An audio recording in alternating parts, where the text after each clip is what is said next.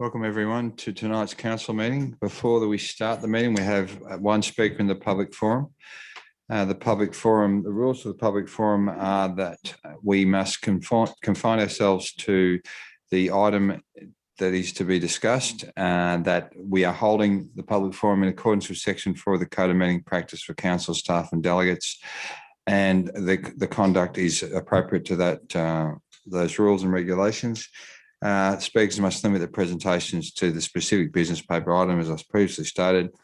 The speaker will have 5 minutes to present their position, and the councillors can ask questions at the end of that presentation. So tonight we have Mrs. Cheryl Ingray, and she's speaking to item CM 13.2, the Lavington Ginger Shared Path, and she supports the council's recommendation. Mrs. Ingray, are you here? Yep. You can make your way to the podium, thanks.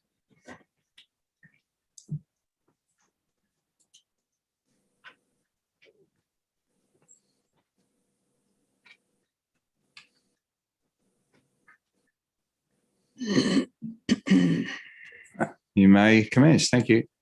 Thank you. Councillor Kevin Mack and councillors, thank you for letting me talk at your meeting. So here I am once again in the same position I was nearly 2 years ago, talking at your council meeting, trying to convince people the importance of how dangerous the road is from Ginger to Lavington has become for bike riders. This is the busiest road in the Greater Hume Shire, with approximately 5,000 vehicles using this road every day, and it will get busier.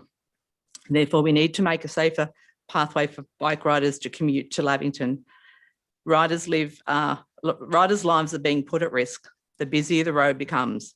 I stand here at my third attempt in getting our two local councils, Greater Hume and Aubry City, on board to work together in a now formed working party to undertake a feasibility study, and if a viable project, to search for external funding and build a shared path between our two linking towns.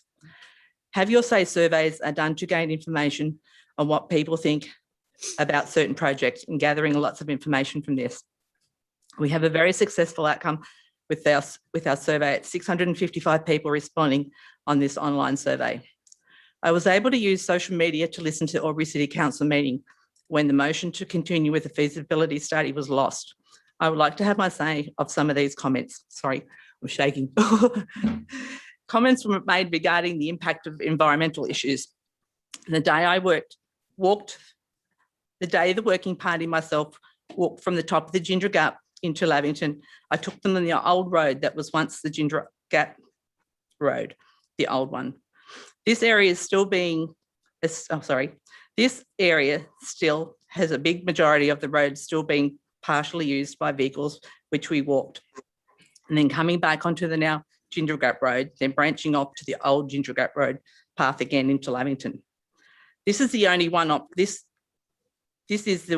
only one option. The councillors at the meeting had suggested another option of widening the shoulder, which is the feasibility would look at if it was feasible. Study isn't go ahead.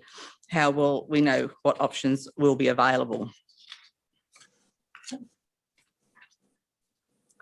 Comments were made that if there was any kind of likely cost of the project, and wanted to know how much it might cost, feasibility study needs to be done to determine this. A comment was made that they wanted to know how much is going to be put in by the Greater Hume Council. As the Greater Hume Shire Council has formed a working party with Aubry City to work on this as a joint project, they have allocated their half share of $25,000 from their budget, ready to go ahead towards feasibility study. If the project continued, external funding would be sought.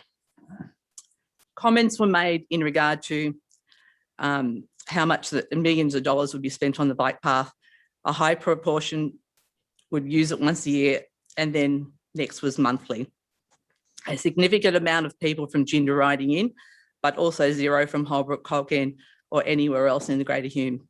Significant roadside environmental areas, knocking down lots of trees, cannot see the benefit for residents of the City of Aubry, costly waste of money, and the graphs and stats show it would be poorly utilised. Community input and named several places outside Aubry City and Greater Hume. Comments on horse riding, rollerblading and cycling, horses galloping riders going 40 kilometres an hour. Waste of money, waste of time, and should be canned.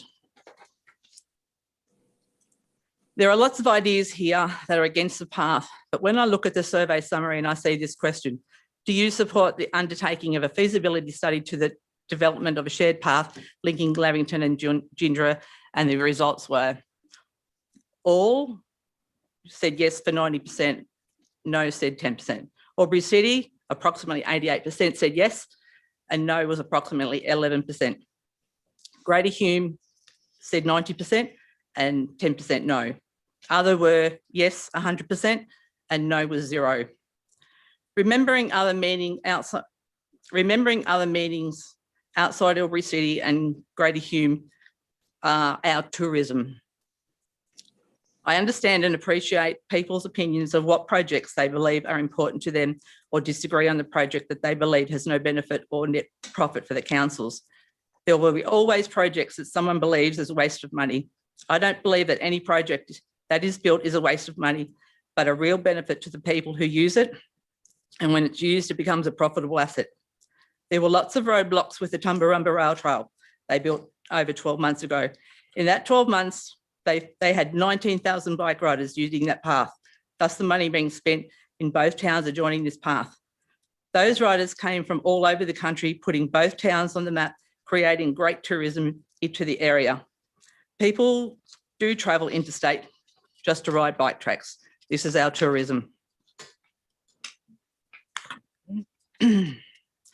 Our project may not be what some people think is important, but the survey shows that huge positive response in the area of the project being built. Yes, it is a huge project, but that's why we need the feasibility study to let the professionals work out what is and what isn't feasible. These projects are looking into the future and what benefits people, the people and their safety with our ever-growing communities. Not everyone uses or agrees with every project that is built, but we all need to look past our own ideas and continue with projects that keep people safe, especially when lives are at risk.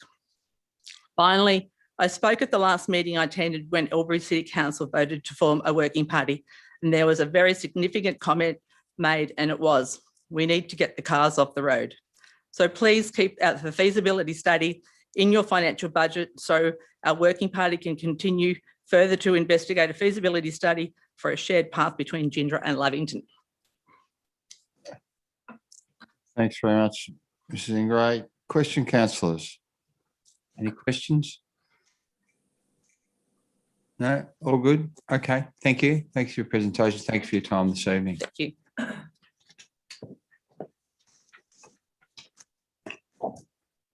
Okay, we'll now start the council meeting, and we'll start with the opening prayer. Will you all stand, please, for the opening prayer and acknowledgement? Lord, we ask that you guide us in our decision-making, protect us in the community we serve from all that is evil, and strengthen our welfare and unity for the welfare of the city. I'd like to acknowledge the Wiradjuri people as the traditional custodians of the land that we meet upon today, and pay my respects to the elders past, present and future. They hold the memories, culture, tradition and hopes of Aboriginal and Torres Strait Islander people that contribute to our community. Thank you.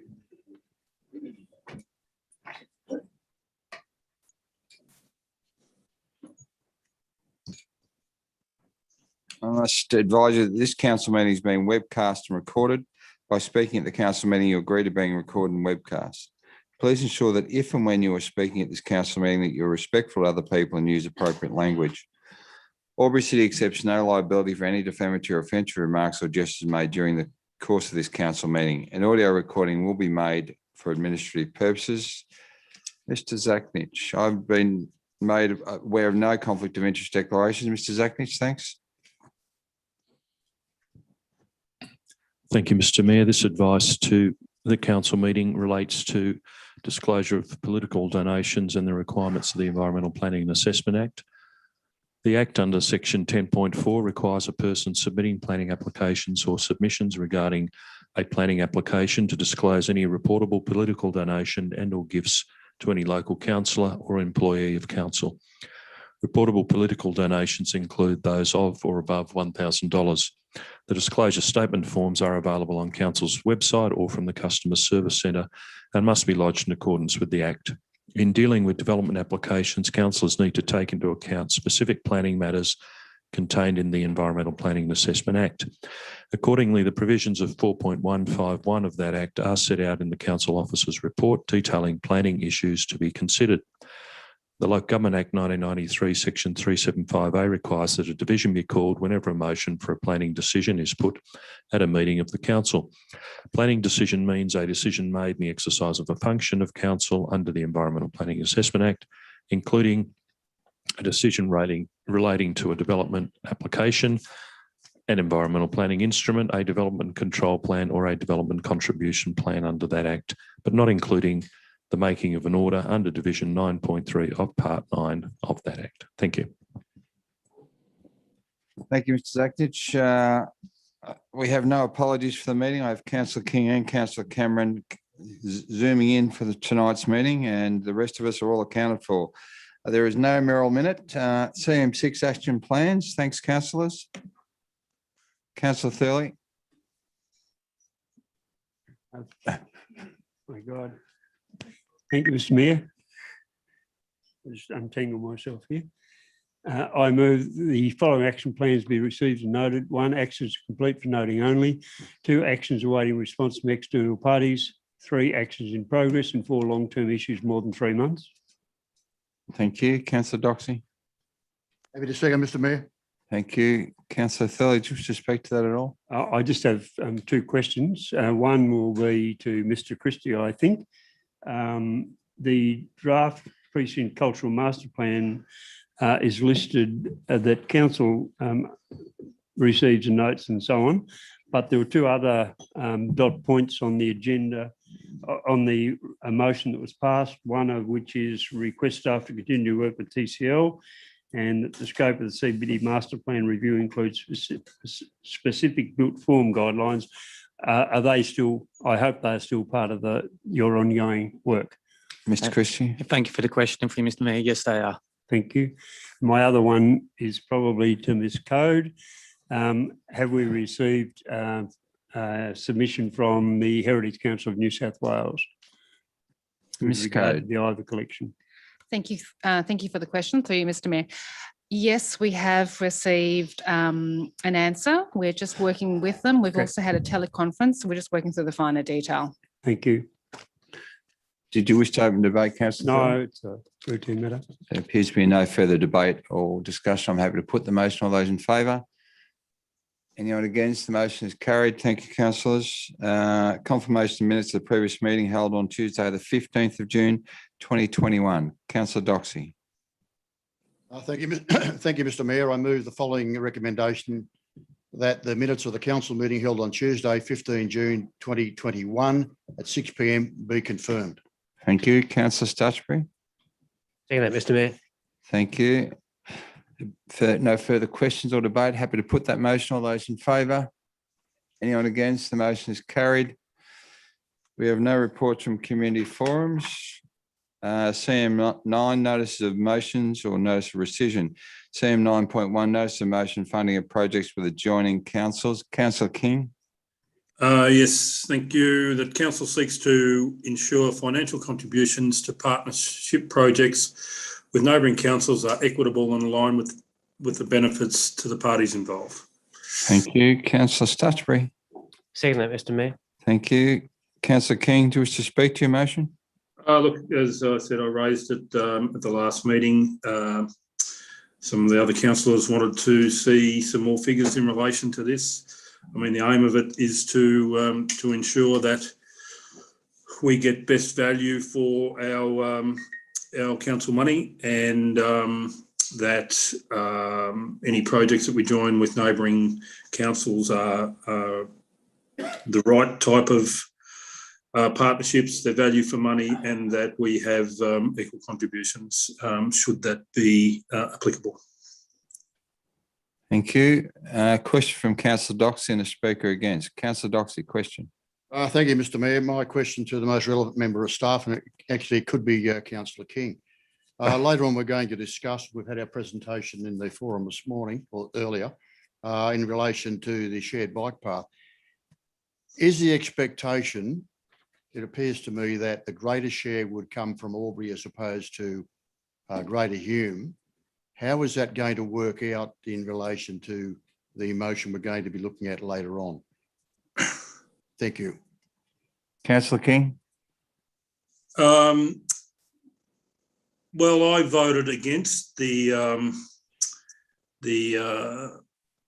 bike trail previously, and I said it was a waste of money. So I suppose it either has to get up one way or the other before I can make a comment whether the amount should be equitable. But I'm saying it shouldn't go ahead at all, regardless of contribution. Thank you. Speaker against, Councillor Vander, and then I have a speaker for. Thanks, Mr. Mayor.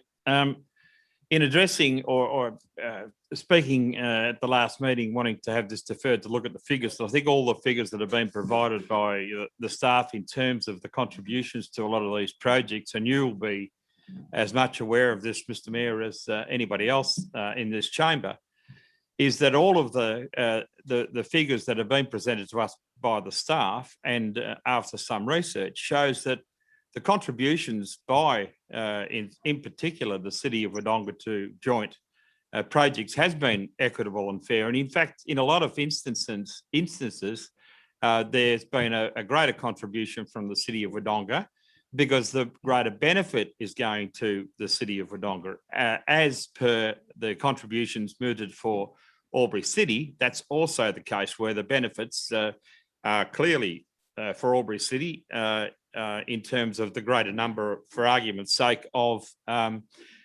beds in Aubry City in terms of the tourism. There's 3,000 beds in Aubry and 900 beds in Wodonga. So I really request that Councillor King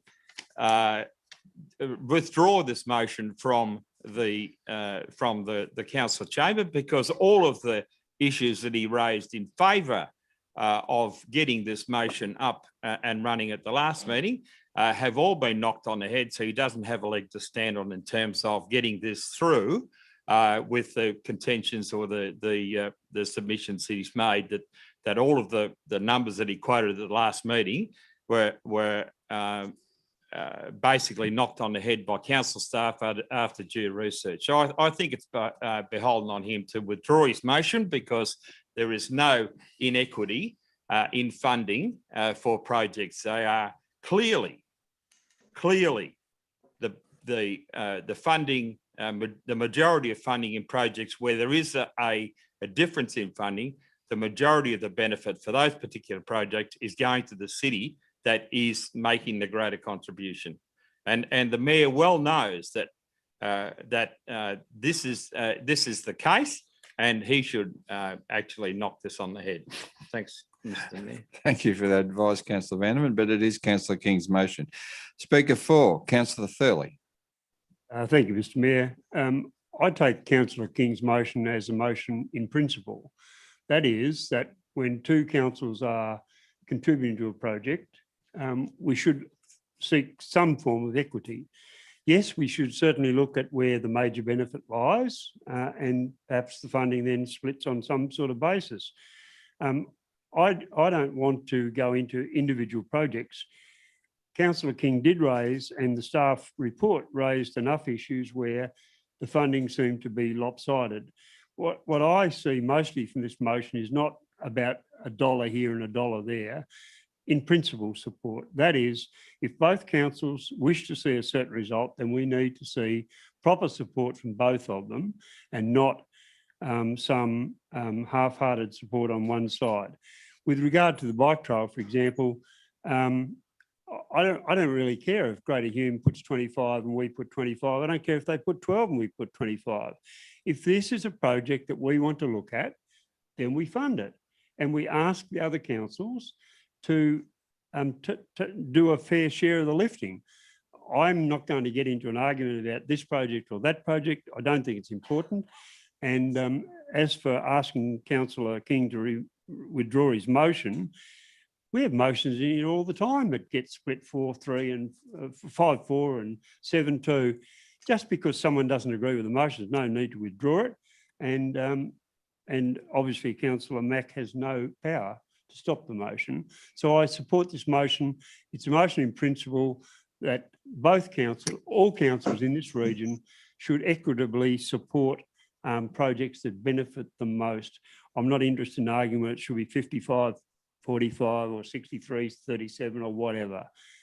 Just that we need get all councils on board for projects that jointly benefit both parties. Thank you. Thank you. Speaker against, Councillor Glacken. Thank you. Yes, somewhat. If one looks at the motion before us, theoretically, one could read into that it's about working together harmoniously. But the justification for this motion, so clearly the intent, because of the justification for the motion used by Councillor King, was really aimed at Wodonga.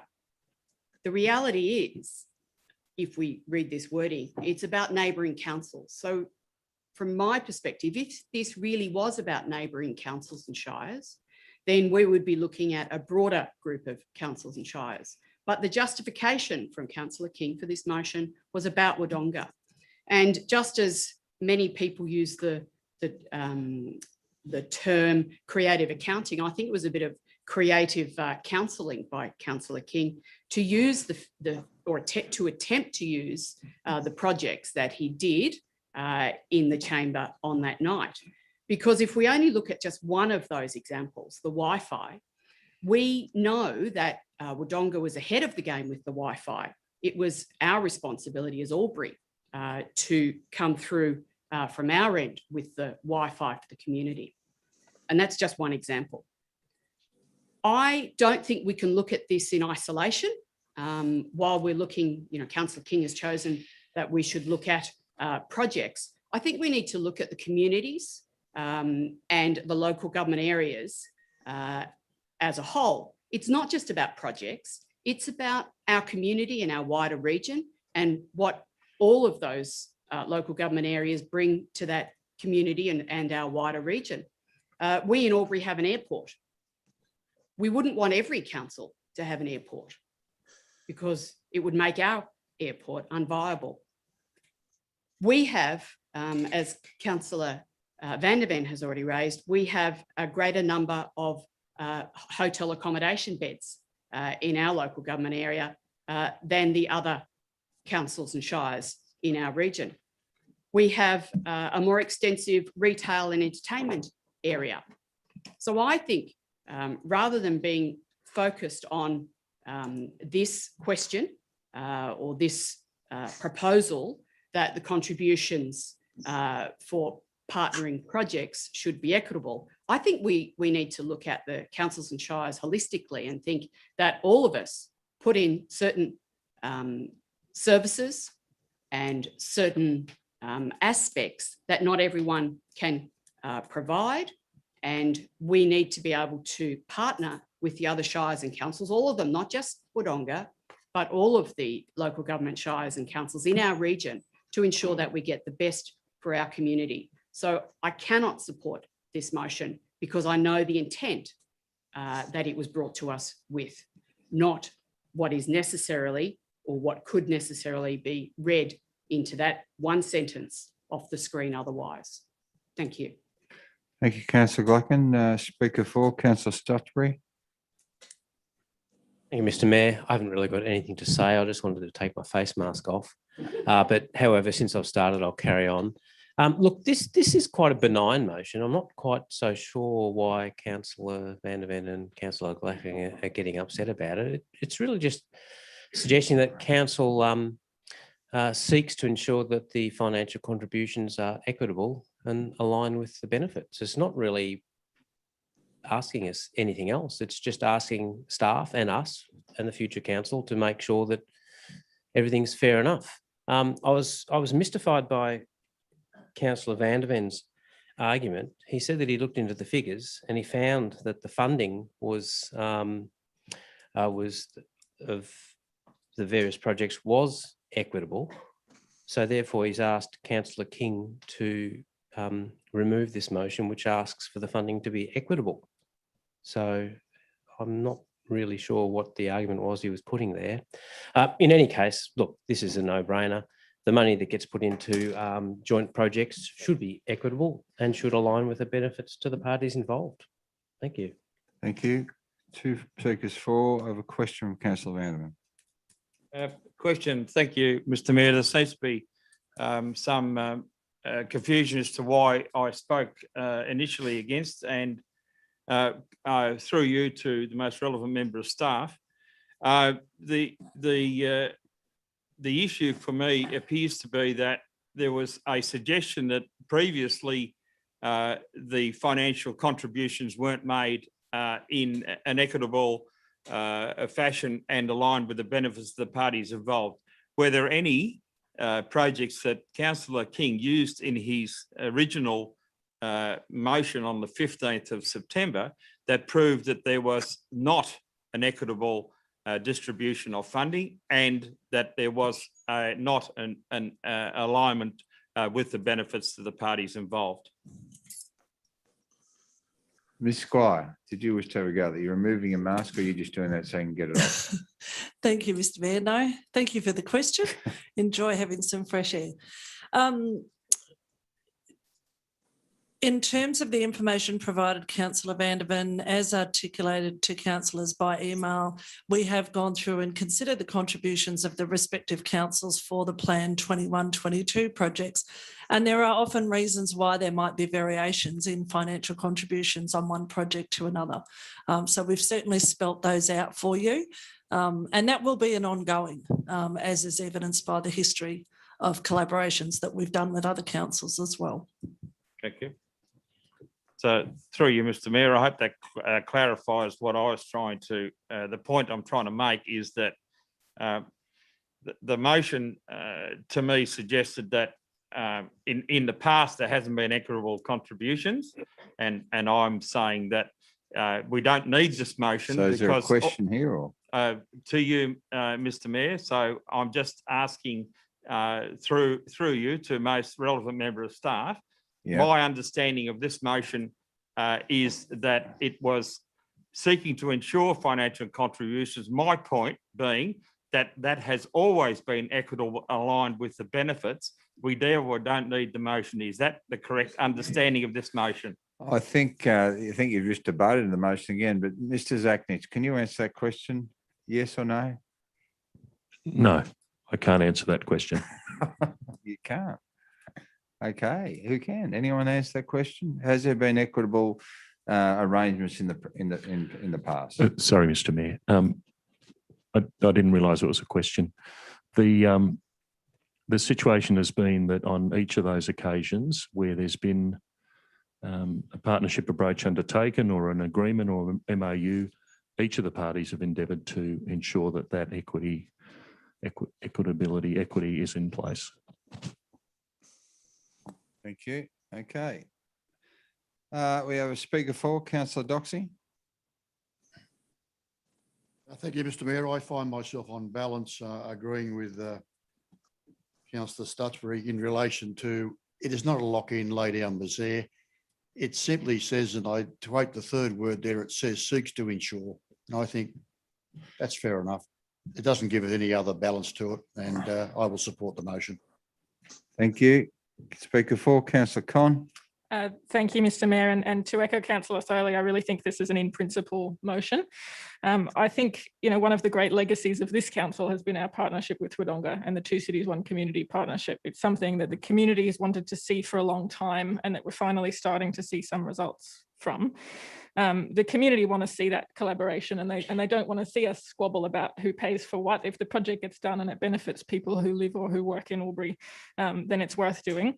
And I think the important part of this motion is it doesn't actually specify a certain percentage of funding based on who lives where. It doesn't specify a particular split based on population. It uses the word equitable, which really means fair. And when you look at benefits to the parties involved, I mean, the party involved for us is the Aubry community. And we would always seek to ensure there are benefits to the Aubry community of anything that we do. So I don't see anything particularly controversial about this motion. It's in principle and I'm happy to support it. Thank you. If no further speakers or questions, Councillor King, did you wish to close debate? Yes, look, I just want to echo a couple of the points clearly Councillor Vandervan has read into what my motion has said. I will point out that I forwarded the figures to all councillors that I referred to back the meeting 2 weeks ago, which, by the way, was the 15th of June, not 15th of September, Councillor Vandervan. And I also sent the other documents where I got the figures from regarding the deficit of Aubry City and the surplus of the City of Wodonga. So if Councillor Vandervan had got those documents and read them, they would have seen there an Aubry City document that was had our watermark on it, and that's the relevance that I got it. And I got that information from staff. So if he thinks I'm making it up, and then he's wrong. As for Councillor Blacken's crystal ball of reading into what I really meant about this motion, if she had read the motion again properly, it says ensuring that our contributions are equal, ensuring that we carry an equal amount of the load, and that a new council's coming in soon.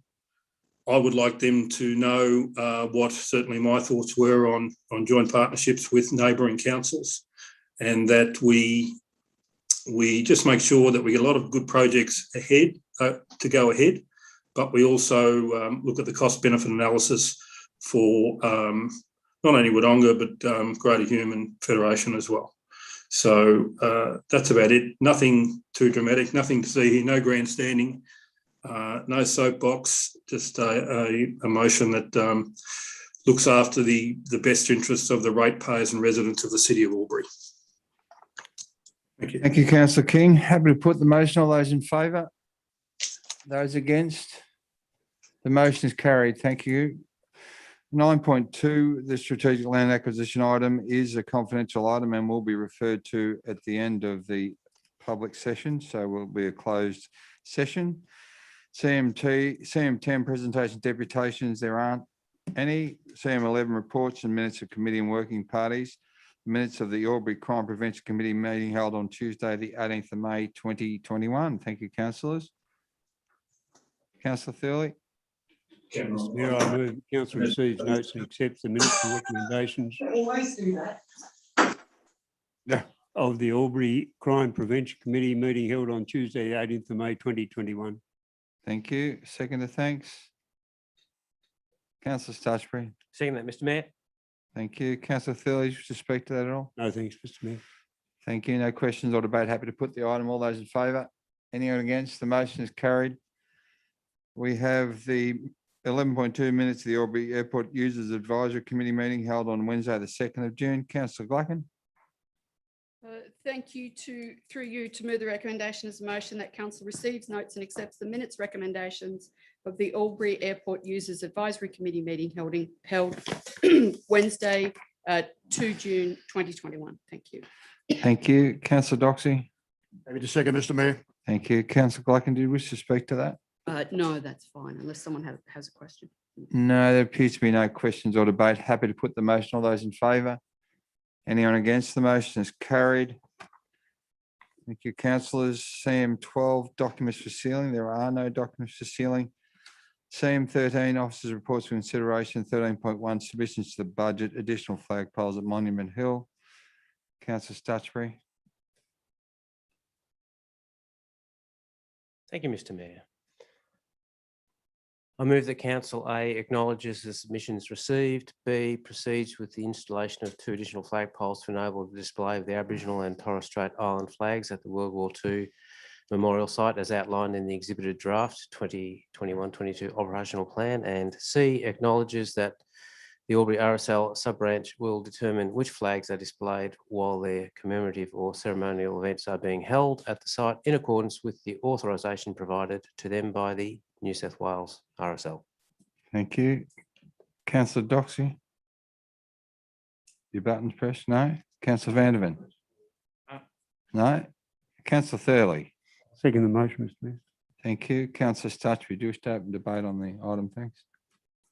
Thank you, Mr. Mayor. Look, this item's been debated a couple of times in the recent past, so there's not really a whole lot of value in going into an exhaustive debate, except to say that there is something new in this particular version of it, which permits the Aubry RSL sub-branch to determine which flags are displayed and when, which I think is a reasonable compromise under the circumstances. So that's where I'll leave it at this stage.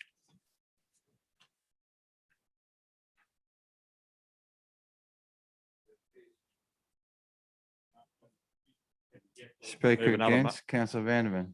Thank you, Mr. Mayor. I wanted to move that we go into open council so that we can have an open discussion or just adjourn standing order so that everybody can have a say on this particular issue. So I move so that we adjourn standing orders and allow every councillor to have a say on this particular issue. Mr. Mayor, we don't need to. Councillor Thurley. Speak once on this debate, and we don't need to change standing orders. The only person who'll get to speak twice is Councillor Stutchbury because he moved the motion. Well, I don't really say, I don't think we've had to suspend them before and everyone has had their say. So I don't think we need to do that. Councillor Vanderman, do you wish to speak against the motion? Okay, thank you.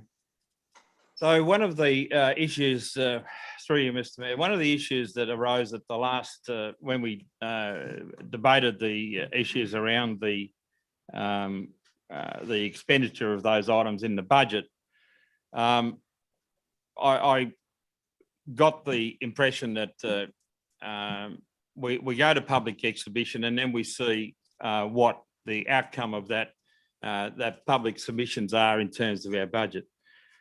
Now, if we now take the view that we ignore the majority of the submissions that have been received in this particular issue or about this particular issue, I hope that come September 4, that people really remember what people are doing here, asking them for their feedback, getting 91% of feedback to say we don't want the extra flagpoles at Monument Hill, and then proceed to ignore that or those requests from the public and vote and say, stick it up yours. We're not taking any notice of your submissions and we'll go ahead and put the flagpoles up anyway.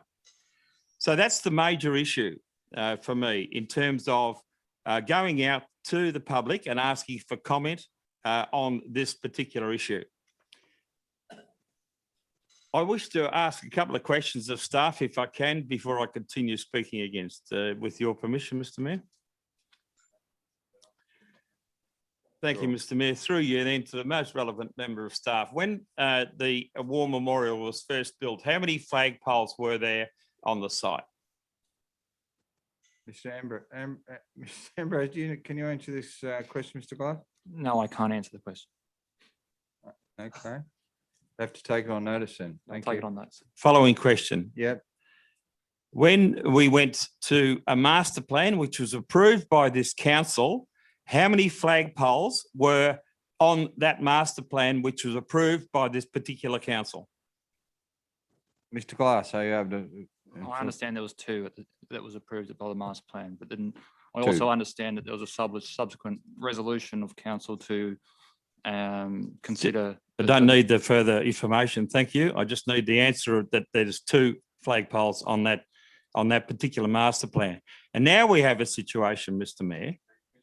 I have finished my question. So now we have a situation, Mr. Mayor, that for some political reason to curry favour with a section of our community, one of our councillors has managed to convince a few others that we need to have 2 extra flagpoles at Monument Hill, and clearly our community doesn't feel that is warranted. Spend the $30,000 on something else. Now we're talking about a lot of money in terms of our budget, but if we go out and ask the community what they think of the proposal in the budget, and they come back and 91% of them says we don't want those flagpoles, who are we to say we don't do it. There's been numerous occasions, Mr. Mayor, through the term of my council where we've gone out for public exhibition on items, and we have actually taken the advice of those people and changed the resolution that we were going to make. Councillor Glacken well knows that public pressure caused us to drop the idea of charging at the basketball courts for, for entry for spectators. And that was because public submissions made that quite clear that they didn't want that in our community. This is another issue where enough people have come out and said that we don't want these extra flagpoles at Monument Hill. There is a recognition already of the contribution that Indigenous people have made to this country in terms of war service, and it is a unique small exhibition at Monument Hill that was only put in at the last, I believe, at the last makeover of the War Memorial and the master plan. And I believe that's a unique and worthwhile recognition of the services they've done. And the overwhelming response by people to the public submissions has been that we served under one flag and there should be no further flagpoles up there. If you're going to put an extra 2 up, well, we shouldn't put an extra couple of hundred up because there's a lot, probably another 196 worthwhile contributions to the war effort that we should recognise by having another 196 flags up there. So, Mr. Mayor, this council will be held to account if they make a decision that does not listen to what the public feedback has been on this particular issue. Thank you, Mr. Mayor. Thank you. Speaker 4, Councillor Thurley. Thank you, Mr. Mayor. That reminds me of a very angry phone call I received this afternoon. But anyway, I'm not, in my debate voting for this, I'm not saying stick it up yours. I'm not so rude as to do that. I will have a debate and I would ask people to hear my points. If they judge me on the 4th of September and say, get lost, Councillor Thurley, that's fine with me. I'm not here to try and win votes. I'm here to stick up for principles and things that I believe in. And let's go back to a couple of things. The New South Wales RSL protocol, it says it on their own website. The use and placement of flags during commemorative services by RSL New South Wales follows Australian national flag protocols, which include the flying of the Australian Aboriginal flag and the Torres Strait Islander flag. So this is not something completely extraordinary, out of the ordinary, against RSL policy. It's not. And as Councillor Stutchbury said, the third dot point here gives the RSL, the local RSL, the opportunity to determine what happens on commemorative days. So I think that we've allowed an appropriate recognition of the local RSL wishes. Now, yes, we've had a significant number of people who are opposed to this. We often have that. And I'm not saying stick it up yours. I'm listening, but I've got some other points I'd like to make to you. A lot of those comments were that we all fought under the one flag, we were all this or we're all that. Well, a bit of history might change that in some ways. I have something here, instructions for the guidance of enlisting officers at approved military recruiting depots issued in 1916 stated that Aboriginals, half-castes or men with Asiatic blood are not to be enlisted. This applies to all coloured men. In 1917, when it was getting a bit hard to find recruits, they changed their story a bit. Half-castes may be enlisted in the Australian Imperial Force provided that the examining medical officers are satisfied that one of the parents is of European origin. These were our mates. We fought beside them. We were one. Yes. What about Private Edmund Bilney? Deficient physique, half-caste Aboriginal, 2 full blood for the AIF. And what about Gunner Percy Suey, who came back, not allowed into the RSL clubs when he returned to Australia, and his family received no support from Legacy at all. Look, I don't want to go back to that stuff, but this is an opportunity to simply say, on some occasions, we can fly those flags. They are flags that represent Indigenous people in Australia. And for too long, Indigenous people in this country have been ignored and left out. They weren't even citizens, by the way, when they fought in the war. They didn't become citizens for quite a long time. They were flora and fauna. So I'm not arguing with the people who oppose this. I'm simply suggesting that they think along some of the lines that I've proposed. I don't believe that it needs to cause division. Of course it can. It's a bit like that flag sitting on the table in front of us, the gay pride flag. Why does that need to cause debate? Flag, it's an emblem. Yes, thank you, Councillor Vandervan. I'll accept that. What about that emblem sitting on the table in front of us? It can cause debate, it can cause division if that's what you want. But if you want to recognise people in this community as having equal rights and equal opportunity to have their say, then this is much the same, in my opinion, as the opportunity to fly 2 more flags at the War Memorial. Point C simply says that the RSL, the local RSL, can have the opportunity to decide whether or not they fly.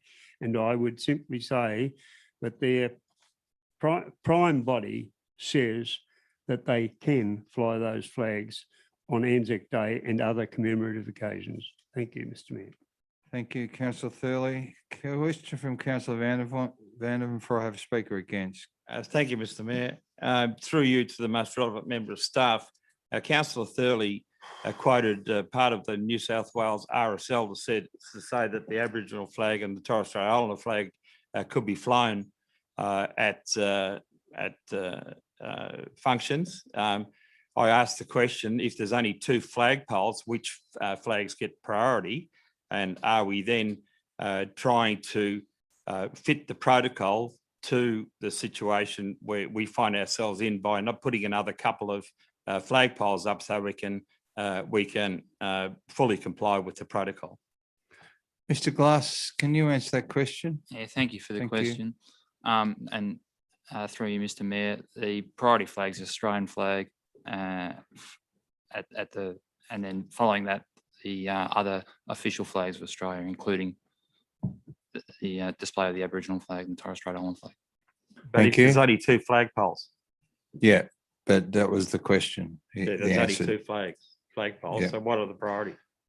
What are the priorities? Will be determined by this motion tonight, I would expect. Speaker against, Councillor Glacken.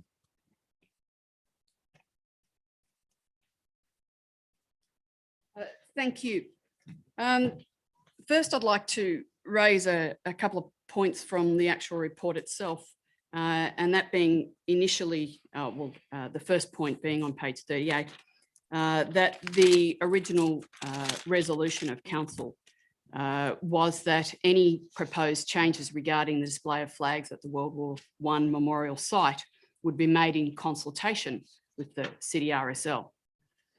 A couple of paragraphs later, it says that the protocol was subsequently adopted. 30,000 was included in the draft budget, et cetera, and the Aubry City RSL sub-branch was advised accordingly. So this report indicates that we haven't really followed what we said we were going to do as council. Another point from the report I wish to raise is on the top of page 40, where we read that the public consultation, our own public consultation,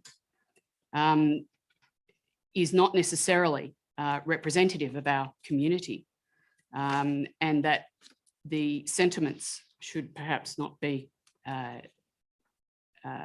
taken as read, is really what I'm reading into that. If that is the case, then clearly the consultation that we, as Aubry City Council, have done on numerous occasions with many other reports, many other draft proposals, should also be called into question. So I don't think we can question the consultation, and I don't think we can question the feedback that we have been provided by our community. I think our community has told us very clearly what they think of the proposals. I think my personal opinion, and I do acknowledge that it is largely up to personal opinion, because we all read things in a different way. We all have a different belief system, and we all view the memorial and the history surrounding the memorial in a different way. There were an enormous array of diverse backgrounds who fought in World War I under the flag, one flag, fighting for Australia. And many of those, or a number of those people, lied about their age and lied about their ancestry so that they could fight for Australia. The memorial was built for those who enlisted, served, fought, and for some of them who died in World War I. Some months ago, we had a speaker who had to Zoom in because of COVID, but in essence was speaking in our chamber here. And that speaker asked us on this topic, asked us a question as councillors: what side of history do we want to be on? And I've thought long and hard about that, because we don't really have a choice. History is not something that we can choose to go back into. We can't change history. History is the past. That's really the definition of history. It's something in the past. And no matter how much any of us want to change any of what has happened in the past, we can't. It's gone. And I find the months that we've been dealing with this, it's been a very unpleasant saga in many respects, because it has been quite divisive in our community, that I had grown up to believe was a cohesive community, as cohesive as were the people who fought under the one flag for Australia in World War I. While I don't support the addition of the flagpoles at the monument, I am happy to support other additional flagpoles in other locations. It was only a few months ago, again, in a topic related to tonight, that I spoke to in council and said that I would really like to see us have a greater diversity of flags. And one of the topics was about the Pride emblem. So I would like to see us have a greater diversity in flags and emblems here at council, because I want to see us acknowledge the very diverse community and the backgrounds in our community, and celebrate community because of that. So whilst I do not support the additional flagpoles at Monument Hill, I believe that we as a community should celebrate the richness that our community has to offer, and continue to move forward as one, as Australians, and very proud of our community. Thank you, Mr. Mayor. Thank you. Speaker 4, Councillor Con. Thank you, Mr. Mayor. Look, it's disappointing to have this debate for a third time after we resolved late last year to add additional flagpoles at Monument Hill. And I'd remind councillors that was in the context of us adopting a flag protocol for this council, where the flag protocol instructs us to fly all 3 official national flags of Australia, the Australian flag, the Aboriginal flag, and the Torres Strait Islander flag, at all prominent civic sites across the city. And that's in keeping with contemporary community expectations. It was in that context that we agreed as a council, or that council resolved to add 2 additional flagpoles so that 4 flags could be flown at Monument Hill, being all 3 official Australian national flags, and to continue to fly the New Zealand flag, which I understand has flown at Monument Hill for some years to acknowledge the Anzac partnership, and I have no objection at all to that continuing. Given that we're having this debate for the 3rd time, because a number of councillors have continued to object to the resolution of council, I would appreciate the opportunity to respond to some of the comments that have been made. Firstly, in regards to the community consultation. We've received a large number of negative submissions on this item, but community consultation is not to be taken as a straw poll. It's not a simple percentage for, percentage against, as those in the media and on social media would love us to believe. It's an opportunity for everyone to have their say. And I read all submissions on this proposal tonight, as well as the previous 2 debates. There are obviously some strongly held views in the community, but I really don't think any new arguments have been made in this iteration that haven't been made previously. And like Councillor Thurley, it's disappointing that people have made submissions based on incomplete understanding. For example, that we do have 3 official national flags in this country. So people absolutely have the right to have a say. We should absolutely read all of those submissions as I have, but we shouldn't interpret those results as the results of a straw poll. That's not how decisions are made.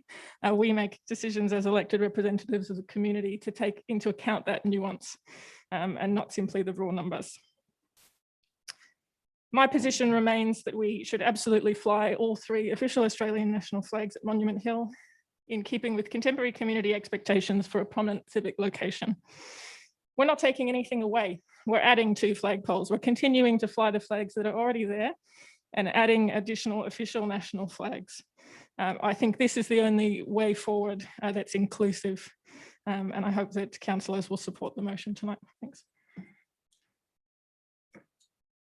Thank you, Councillor Con. There appears to be no further speakers for or against. I can't see anyone on the Zoom screen there indicating any way forward. No? Okay. Just before I hand back to Councillor Stutchbury, I have a speaker against, Councillor Doxey. Thank you, Mr. Mayor. I think my button is faulty because I had mine pressed before Councillor Stutchbury, but let's move on. I speak tonight on behalf of the 250 plus members of the community that took the time and the effort to respond to our have a say, not the 24 that responded. Interrupt Councillor Doxey, but on previous occasions, you declared a conflict of interest in this matter and left the chamber. What's changed tonight? I think it's up to each councillor to determine what they believe their conflict is, Councillor Thurley. So I think we should continue. Point of order, Mr. Mayor. Yes, Councillor Cameron. It is a breach of council's code of conduct to suggest that another councillor may have a conflict of interest. Thank you, Councillor Cameron, but it's not something we should deal in the within the chamber right now. Well, it's not Thank something you for should your permit. advice. Respectfully, Mr. Mayor, it's not something you should permit discussion of. Councillor Cameron, the discussion was had before I could not permit it. Thank you very much for your advice. Councillor Doxey, continue. Thanks. Thank you, Mr. Mayor. If this motion is lost, I am prepared to offer an alternative motion for a better use of the $30,000 to support the community at a time of need. Thank you. What's interesting is that on the first time we discussed this, as Councillor Con said, the respondents were 70% against. This time, the response was 91% against the proposal. And I accept the fact that councillors can make their decision in relation to whether they accept 91% as opposed to the other 9%. Personal choice. Interesting to note that in that previous discussion, it was suggested that the plaques at the Aubry War Memorial that I initiated many years ago with the Aboriginal elders and the Aboriginal veterans was termed to be tokenism. Let's turn the proposal on the board there now. And I look down to number C and I see that as absolute tokenism. Can you imagine, just imagine this, 364 days of the year, if this motion was to be successful, both the Aboriginal and Torres Strait Islander flags would be flown from those two flagpoles, additional flagpoles. On Anzac Day, 25th of April each year, it is traditional to raise and lower the Australian and New Zealand flags in line with the both services, the dawn service and the 10 a.m. service. Could you just imagine the hue and cry if those two Torres Strait Island Aboriginal flag were taken down on that day? No, it's not very worth thinking about. The state RSL has a protocol. Interesting enough, that council wrote to the state secretary. The state secretary responded to say the flying of flags at local war memorials was at the discretion of the local sub-branch.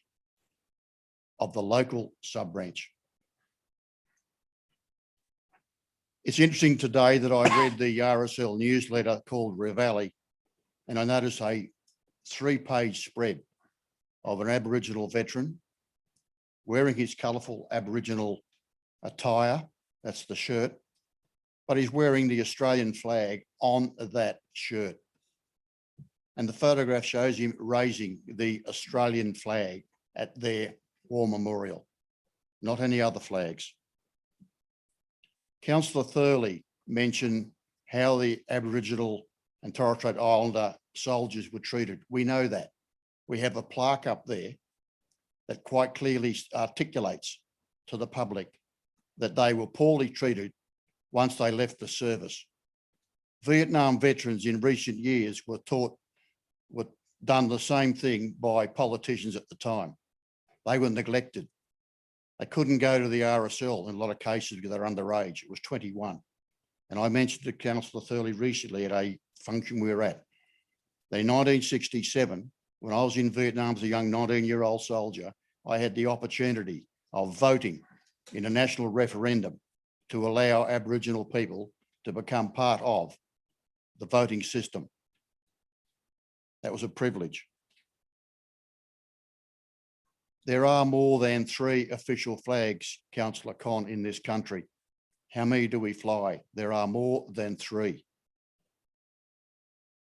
I believe that there is a better use of the $30,000 than spending it purely on 2 flagpoles to satisfy the minority. There is a crying need in the community for better services, and this money could be better spent then. My alternative motion would cover that. In conclusion, I believe that we should be listening to the 91% of our community that took the time to respond. I leave this decision now with my fellow councillors, and I believe the 4th of September could be a critical time for some. Thank you. Thank you. Question from Councillor Glocken. Thank you. Through you to Councillor Doxey. You've suggested that you had an alternative motion should this motion be lost, and that expenditure would be to somewhere in the community. Can you confirm what that would be, please? I don't really think that's necessary, Councillor Glocken. The motion hasn't been lost, so the foreshadowed motion should only be available when and if that motion is lost. So yes, however, it's my understanding what that benefit would it be to this debate? Because an alternative is being offered, and normally the alternative is described rather than just put forward as spending money. So you're elsewhere. assisting Councillor Doxey with his debate? Is that No, what I'm saying? just asking him. Councillor Doxey, you can answer. Thank you, Mr. Mayor, and thank you, Councillor Glocken. My suggestion would be that 10,000 would go to Aubry Lifeline for their telephone counselling service at a critical time in our community. 10,000 would go to the Aubry Domestic Violence Network, because domestic violence, as Councillor Con knows, has increased dramatically And the $10,000 would then go to the Aubry Food Bank. There are people lining up for food. That's where I believe the money is better spent. I ask councillors to carefully consider that. Thank you. Thank you. Question from Councillor Con. Yeah, thanks, Mr. Mayor. Through you to the relevant member of staff, as someone very prominently involved in the domestic violence service sector, I've never heard of the Aubry Domestic Violence Network and would love to know where Councillor Doxey is proposing we give ratepayers money. Yes, Ms. Cade, are you able to answer that question? Does this organisation exist?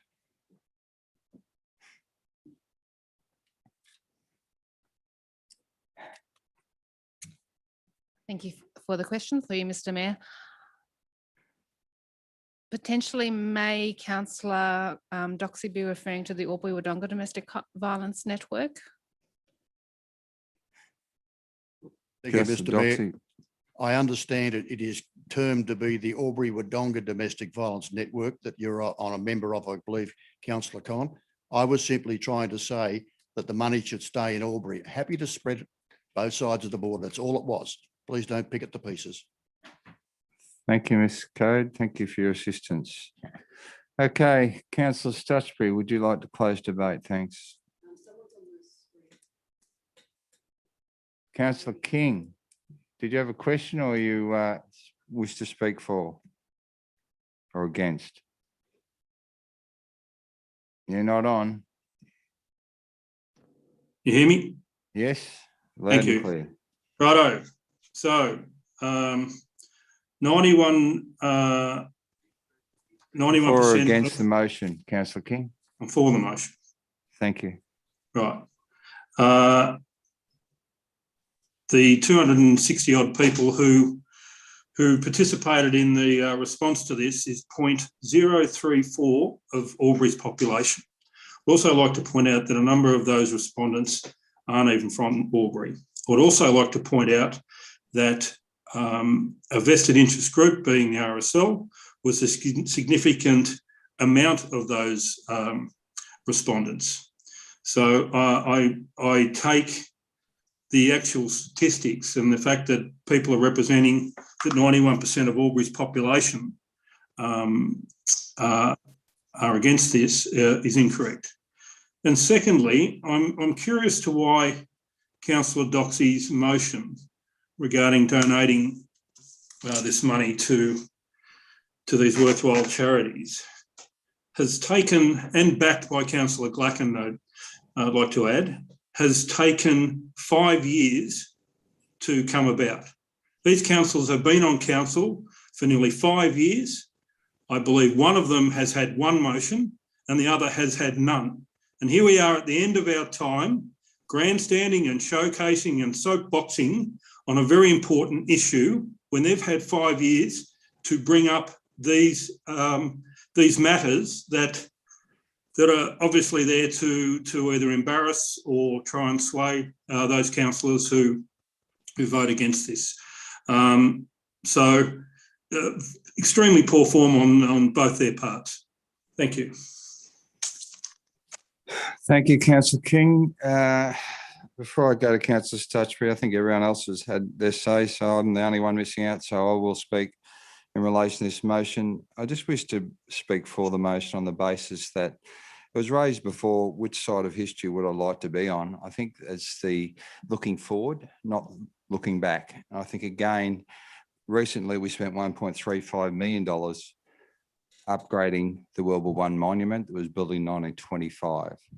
At the time that it was built, it was honouring World War I veterans' sacrifice to this country, in particular for this community. Recently, as I say, we upgraded that particular monument, and with the support of the RSL, and certainly Councillor Doxey, you are to be congratulated for your support during that upgrading process. Every theatre of war is now acknowledged at that monument. And in every theatre of war, Aboriginal and Torres Strait Islanders have fought. We have gone beyond World War I. We are now honouring the sacrifice of everyone in every theatre of war. So I would suggest, just for the purpose of this debate, that we've brought the monument into the 21st century.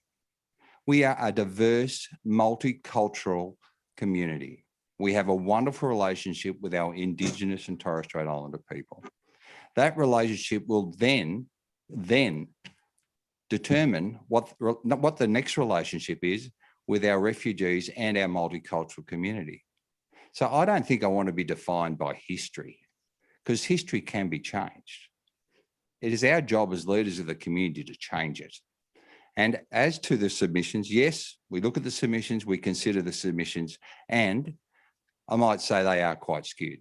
However, quite often, as with pools and other things, we get a stronger representation from those, and I respect those who have fought and have supported Councillor Doxy and others at the RSLs Australia-wide.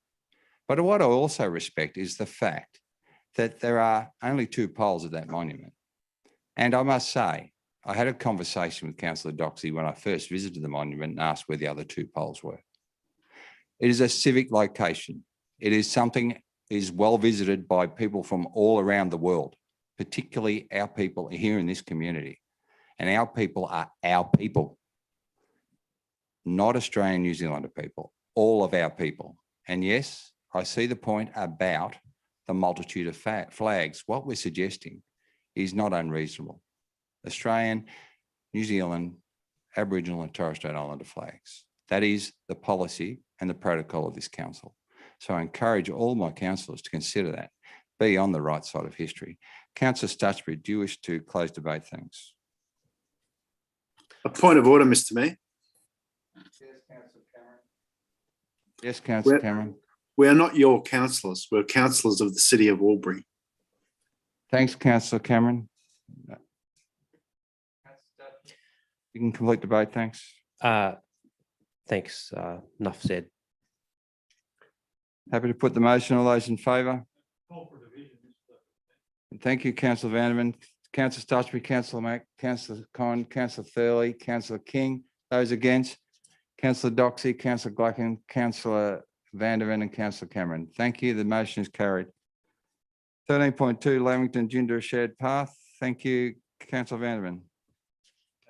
Thanks, Mr. Mayor. I'll move the recommendation of the motion that Council A receives the update from the Joint Working Party with Greater Hume Council for a recreational path between Gindra and Lamington, and B, allocates $25,000 in the 2021-22 operational plan to undertake a feasibility study for the future construction of a recreational path between Gindra and Lamington. Thank you. Councillor Thurley. I'll second the motion, Mr. Mayor. Thank you. Can you open debate, please, Councillor Vanderman? Thanks, Mr. Mayor. Look, Councillor Connor and myself have been the elected representatives on this working party. And I think whilst as it's been pointed out, there could be some difficulties with this eventual project down the track, I think we need to first of all go through that feasibility study to work out what those potential obstacles are, but also what the benefits might be to have this particular path. The Gindra is the largest community outside of the Aubry local government area and the closest largest community. I think it's in excess of now 2,000 odd people. And there are a lot of people that want to use a connection between Gindra and Aubry or Lavington for exercise, recreation, whatever the case may be. And I think in terms of just to do the feasibility study, I think it's a small price to pay to actually work out what is feasible and what might be the obstacles that need to be overcome in terms of this. I understand that it could be an expensive project, and of course that would form some future or inform some future budget considerations in terms of this council and the Greater Hume Shire Council. But once we have that knowledge, then we can make further decisions about where we go with this particular project. And it's quite clear. And funnily, should I mention that we've had quite a bit of feedback in terms of the feasibility study that I think we should take notice of, Mr. Mayor, and that 90% of the people that voted in or had a say in this particular issue said that we should conduct a feasibility study on this particular project. So I would support the allocation of the $25,000 for this particular worthwhile project. Thank you. Thank you. No speakers against. I have another speaker for. I have speaker against. Councillor Glycan. Thank you.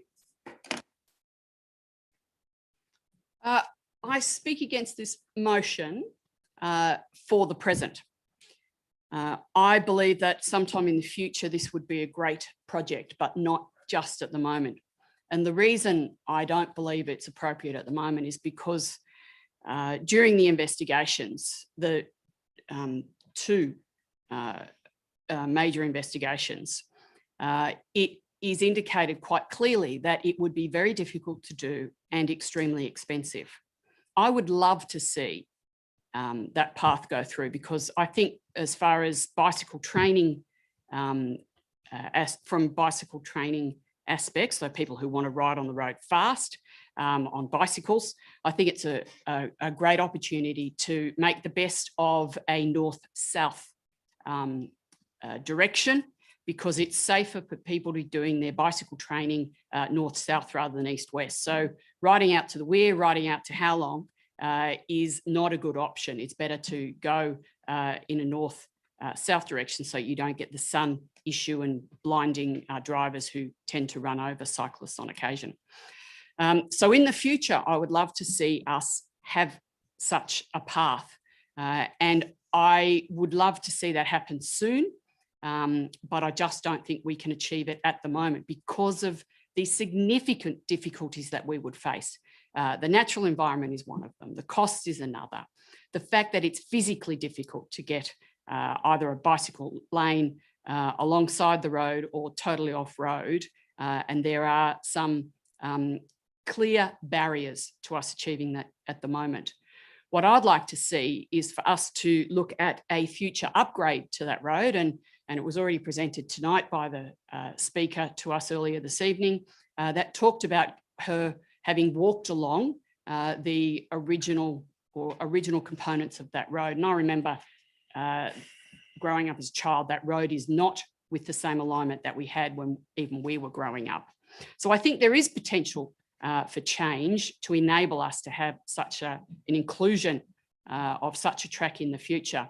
But I think it's only possible if we look at reworking that road, the road, and then incorporating some sort of bicycle lane and or path with that redevelopment. So I can't support this at the moment. I think it would be unwise to allocate $25,000. I know it's only $25,000. I would much prefer us to see us allocating that to Lifeline, the Aubry-Wodonga Domestic Violence Network, and Food Bank, or similar organisations, or other capital works within the community at the moment, than supporting this for now. So yes, support it in theory, not just at the moment. Thank you.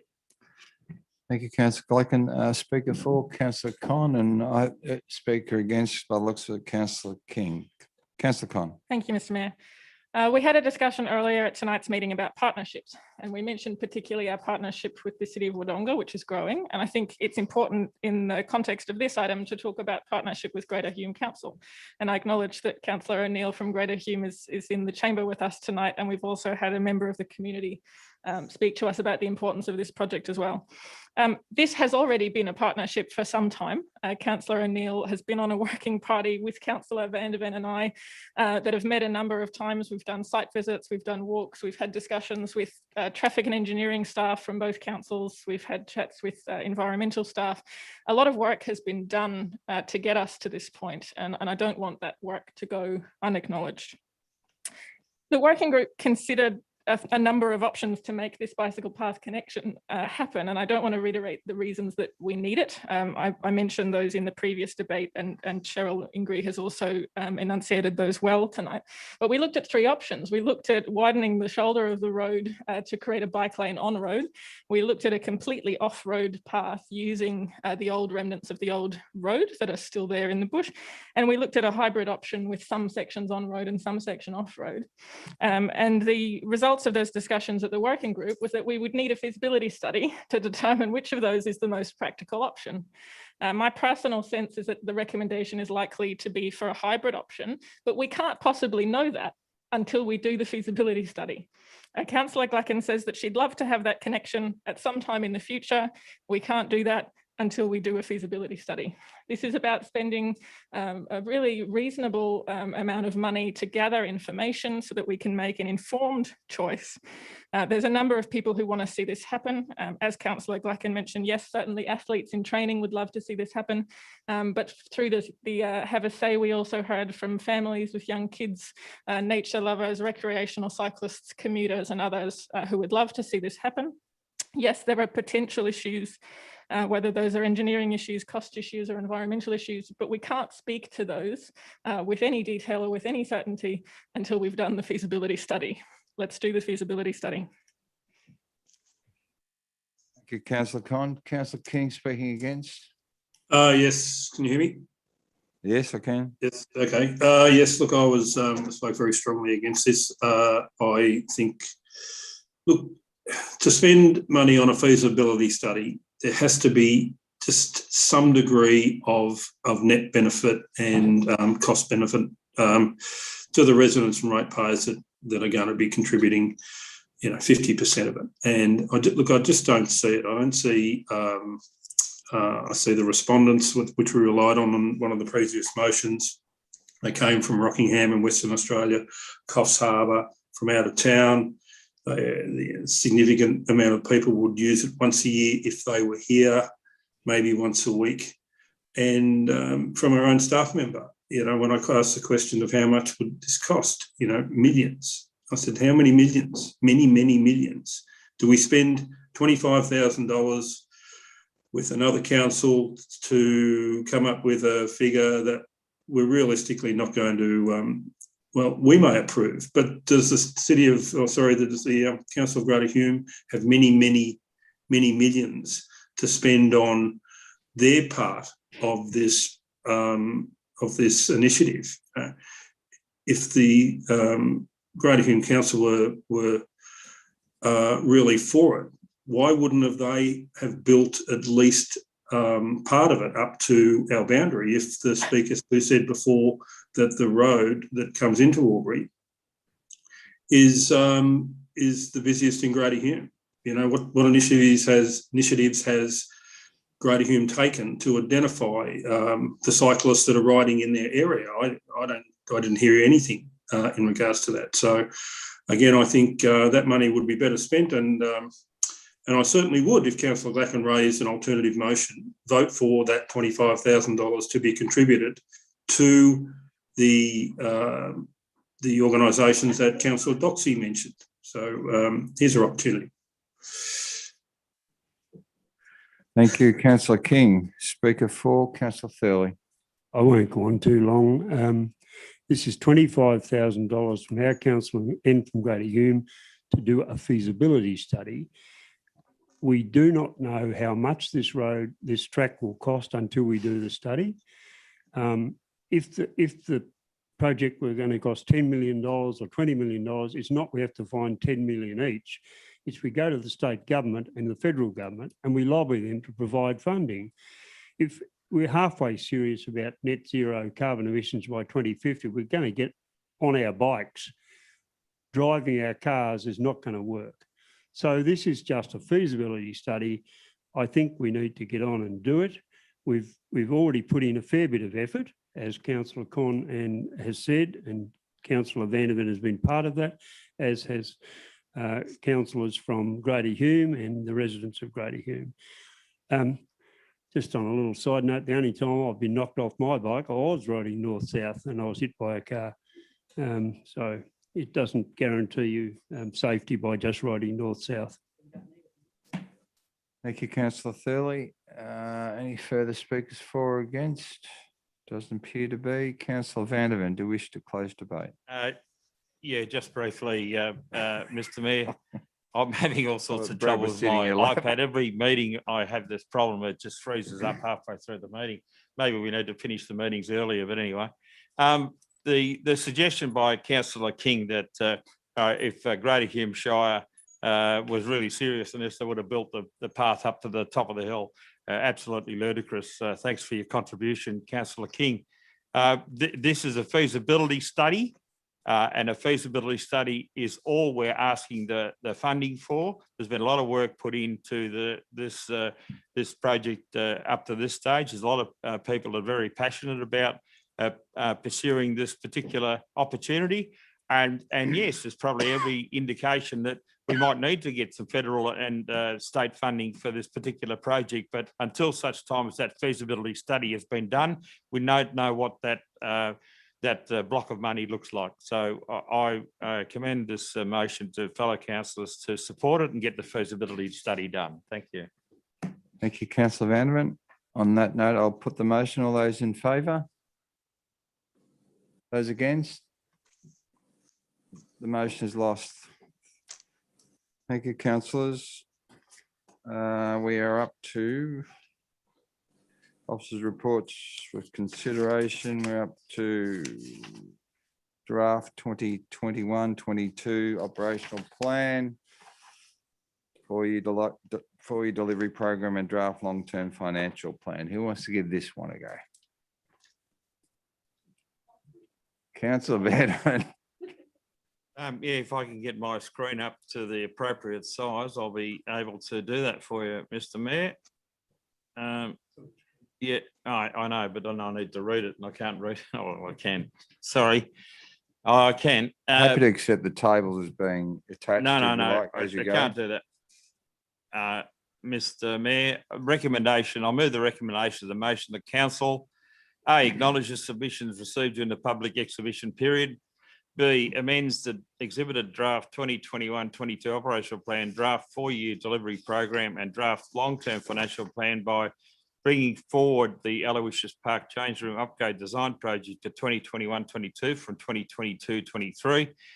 And item 2, then including the flagpoles at the World War I Memorial Site and not the Gindra Shared Path Feasibility Study.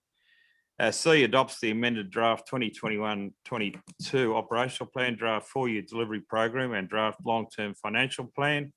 D, votes the expenditure set out in the operational plan for the 2021-22 year. E, makes each rate and charge for the 2021-22 year in accordance with the exhibited 2021-22 statement of revenue policy. And F, makes each fee and charge for the 2021-22 year in accordance with the exhibited 2021-22 schedule of fees and charges. Do I need to read the rest of it out? Sorry? Yes, apart from the table. So section 494 of the Local Government Act 1993 requires council to make and levy ordinary rates on all rateable land in its area for the 2021-22 financial year. Section 497B of the Local Government Act 1993 provides the method of structure for council's rates. The council ordinary rate has a base amount to which an ad valorem amount is added. The base amount is in accordance with sections 499 and 500 of the Local Government Act 1993. Do I have to, in between the tables, do I have to read that? Yes, please. Okay, so domestic waste management and non-residential waste management. Aubry City will make the following charges for levying in 2021-22 to meet the costs associated with the collection, disposal and recycling of waste in accordance with sections 496, 501 and 504 of the Local Government Act 1993. Look at those tables. Water and sewer charges. Aubry City will make the following water charges for levying in 2021-22 in accordance with section 501, 502 and 552 of the Local Government Act 1993, as well as reflecting the requirements of the Council of Australian Governments through the New South Wales Water Supply, Sewerage and Trade Waste Pricing Guidelines. Water meter reads are scheduled for October, February and June, with billing generally undertaken in the subsequent month. Annual charges will be levied in 3 equal instalments. Next, excess mass charges apply, which are subject to volume variations. For more information, refer to Aubry City's 2021 schedule of fees and charges.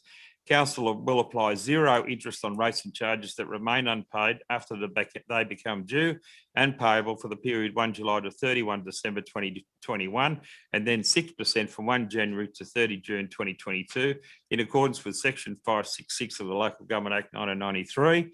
And Aubry City for 2021-22 will apply a 1.5% discount available to ratepayers who pay their rates and charges in full by the nominated date set at levy time in accordance with Section 563 of the Local Government Act 1993. And hopefully that's it. That is it. Thank you, Councillor Vanderman. Councillor Doxey. Very happy to second, Mr Mayor. Thank you, Councillor Vanderman. Have you got your breath back? Would you like to open debate? Look, this is a culmination, Mr Mayor, of a significant body of work by council staff and councillors over a long period of time. And, I think we've debated all of the items that needed to be debated. We've raised all the issues that we wanted to raise. And I think this is now just the process of going through the approval of council after submissions have been received to satisfy local government requirements in terms of our budget. Thanks, Mr Mayor. Thank you, Councillor Vanderman. Any further speakers for or against? No. Happy to put the motion. No speaker for, Councillor. No, you want to speak for, Councillor Cameron? Okay, thank you. Yes, thank you, Mr Mayor. I'd just like to say that I welcome this budget like most of us or all of us. I'm particularly happy to see provision made to fast track the much needed work at the North Aubry Football Club ground. Thank you. Thank you, Councillor Cameron. No further speakers for or against? Okay, happy to put the motion. All those in favour? Anyone against? The motion is carried. Thank you, councillors. 13.4, adoption and microchipping fees, Aubry Animal Care Centre. Councillor Thurley. Thank you, Mr Mayor. I move that Council A endorses the additional draft fees and charges for the Aubry Animal Care Centre as outlined in this report. B, places the draft additional fees and charges for the Aubry Animal Care Centre on public exhibition for a period of 28 days. And C, if no submissions are received, that the additional draft fees and charges for the Aubry Animal Care Centre be adopted and included in Council's 2021-22 fees and charges schedule. Thank you. Councillor Glocker. Happy to second that. Thank you. Councillor Thurley, do you wish to speak to that? No, thank you, Mr Mayor. Routine budgetary matter. Thank you. Speaker against, Councillor Vanderman. Thank you, Mr Mayor. I'd like to move an amendment that we drop items B and C, please. Wish to move the amendment that we withdraw B and C. We've got a seconder. Question from Councillor Con. No seconder at this point. Thank you, Mr Mayor. Through you to the relevant member of staff, please. Is it legal for us under the Local Government Act to adopt fees and charges without a public exhibition period? Mr Zachnich. Thanks for the question through you, Mr Mayor. No, that's why B and C are in the resolution. Thank you. I have a question. Councillor Through you, Vanderman, have a Mr Mayor, question? to the General Manager. Why are we bothering with this when it obviously seems that when public do make a submission, we don't take any notice of it? I accept that, Councillor Thurley. Councillor Vanderman, can you confine yourself to the question about why you believe, not argumentative? You don't need to be argumentative about it. Is there a philosophical question you wish to raise with the CEO? I think I've made my point, Mr Mayor. Thank you. Lack of the seconder on that amendment, lapsing that amendment, and we'll proceed with the motion before us. Are there any more further speakers for or against this motion or questions? Okay, happy to put the motion. All those in favour? Anyone against? The motion is carried. Thank you, councillors. Councillor 13.5, development application 10.2021.38.116.1, 2-lot subdivision 122 Alexandra Way, tabletop. Councillor Clayton. Thank you. To move through you to move the recommendations motion that council receives the contents of the report and B, grants consent to development application 10.2021.38.116.1 for the 2-lot Torrens title subdivision of 122 Alexandra Way, tabletop, and described as lot 86 of DP 11000304, subject to the conditions contained in the draft determination included at attachment 5 to this report. Thank you. Seconder, thanks. Councillor Stutchbury. Second that, Mr Mayor. Thank you. Councillor Gleick, do you wish to speak to that? I would motion? like to ask a question first. Yeah. Through you to the most relevant member of staff, my reading of the report and looking at the documentation, including the diagrams, indicates that originally when the plans were submitted, the existing driveway was to be divided into two, as is in the diagrams provided in the report.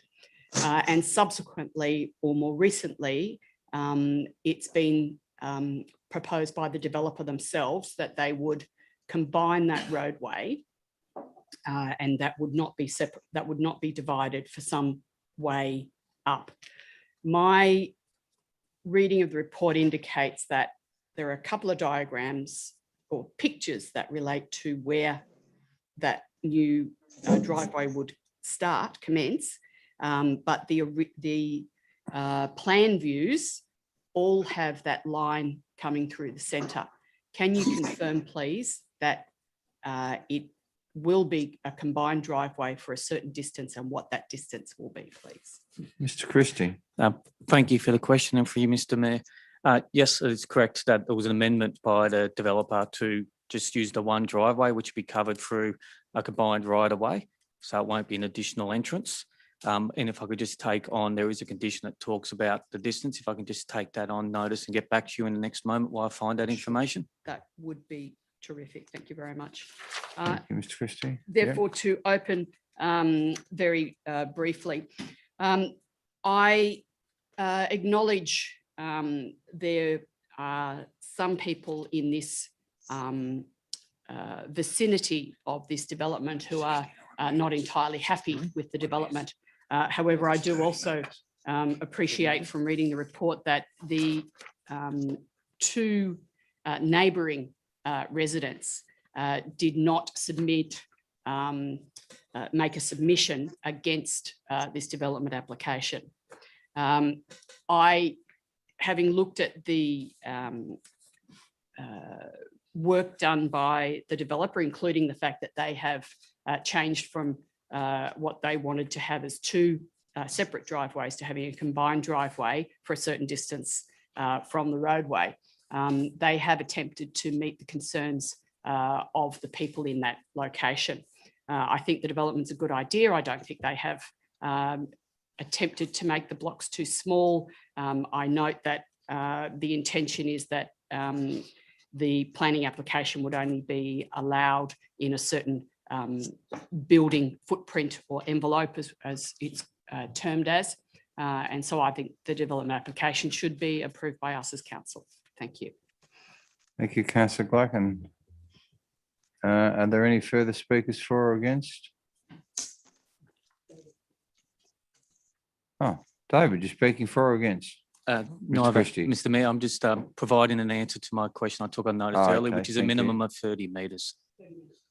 Minimum of 30 metres. Thanks, Mr. Christie. Are there any further speakers for or against? Happy to put the motion as a division. All those in favour? Councillor Stutchbury, Councillor Doxey, Councillor Mack, Councillor Glacken, Councillor Thurley, Councillor Vandervan, Councillor King, and Councillor Cameron is not visible. Did you vote then, Councillor Con? No? Yes, and Councillor Con. So the motion is carried. Thank you, councillors. Pardon? Yeah, I know. I don't know what's happened there. Technology may have failed us. There's adequate numbers for the vote, and when he comes back online, if he does, we'll. What's that? Just turned the webcam off. That's what I've been reliably informed. Thank you, Peter. Yeah, well, until he turns his camera back on, well, you're not going to find out, are we?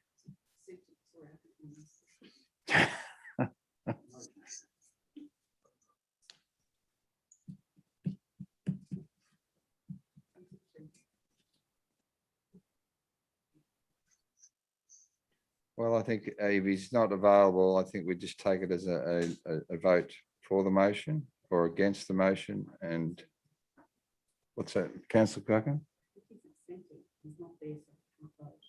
Okay. Okay. All right, we'll move on. Thank you, councillors. All right. Yeah, I'm sorry about that. I had some technical problems.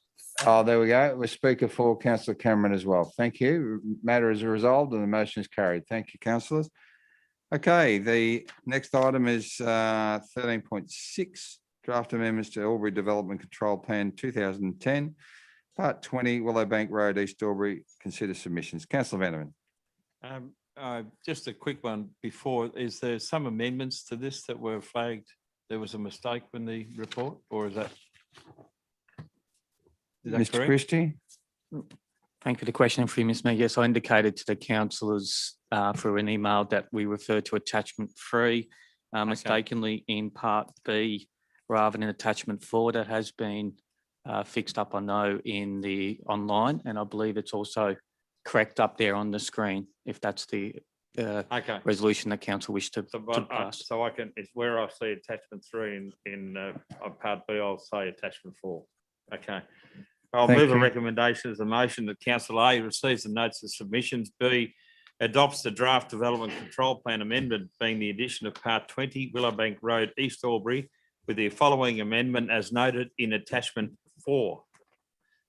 1, amend the draft DCP, specifically section 20.9, landscape strategy, Willowbank Road, indicative planting plan to remove and replace the following 2 species from the indicative planting list schedule with suitable local native species, Acacia podaleriafolia and Rhaphiolopus indica oriental pearl, and C, undertakes those actions required under the Environmental Planning and Assessment Act 1979 and Environmental Planning and Assessment Regulation 2000 to have the draft development control plan amendment being the addition of part 20 Willowbank Road, East Aubry, revisions commenced.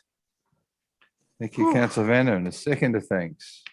Councillor Thurley, the easy part. Second the motion, Mr. Mayor. Thank you. Councillor Vandervan, do you wish to speak to that motion? Thank you, no, Mr. Mayor. Okay. Do we have any further speakers or questions? Can't see any. Okay. Happy to put the motion as a division. All those in favour? Councillor Stutchbury, Councillor Doxey, Councillor Mack, Councillor Quacken, Councillor Thurley, Councillor Vandervan, Councillor Cameron, Councillor King. Those against? Councillor Con. Thank you. The motion is carried. Okay. 13.7, Lavington CCTV construct install contract number 21/01330. Councillor Glycan. Thank you, through you, to move the recommendation as motion that council develop better ways of taking one's mask and glasses off without taking glasses off. That council authorises the CEO to enter into negotiations with any persons, whether or not the person was a tenderer, with a view to entering into a contract in relation to the subject matter of the tender in accordance with clause 1783E of the Local Government General Regulation 2005. B, notes in accordance with clause 1784A that the reasons for declining to invite fresh tenders are 1, based on industry feedback and resource demands, that there is a risk that council will receive no submissions on a fresh tender, and 2, the invitation of fresh tenders would unduly delay the completion of the project and place the grant funding through the Australian Government Local Roads and Community Infrastructure Program at significant risk, and C, notes in accordance with clause 1784B that the reason for determining to enter into negotiations with any persons that the council can ensure it engages an appropriately qualified company who can meet council's project timeframes, so as to not put the funding through the Australian Government Local Roads and Community Infrastructure Program at risk. Thank you, Mr. Mayor. Thank you, Councillor Glycan. Councillor Doxey. Happy to second, Mr. Mayor. Thank you. Just before we open debate, I have a question from Councillor Vanderman. Councillor Vanderman. Thanks, Mr. Mayor, for the opportunity to ask a question. It might be a bit of wishful thinking. We're just wondering if, with the experience that we've had with the last installation of CCTV in Dean Street and our council staff involvement with the planning and the rollout of that particular network, is it possible for us, with the addition of maybe some temporary project staff, to undertake this project with our own within our own resources. Mr. Lawson. Yeah, thank you for the question through you, Mr. Mayor. Certainly, based on the timeframes of the project and the current resourcing within the organisation, we don't necessarily have the resources or the skilled resources internally to be able to undertake that project sufficiently. Hence the reasoning behind the current recommendation that council is considering tonight. So some of the timing issues around having to deliver the project in a short period of time to ensure that the funding isn't at risk.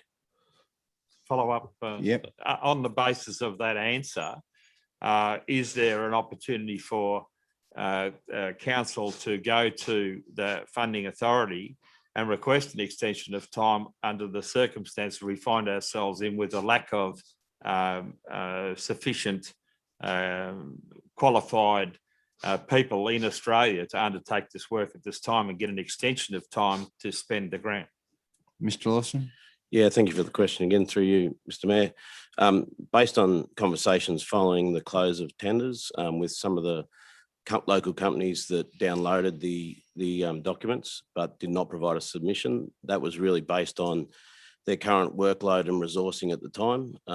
Following those conversations, they have given an indication that should we go back out and negotiate with them, that they would be willing to look at putting a price together, putting a submission together.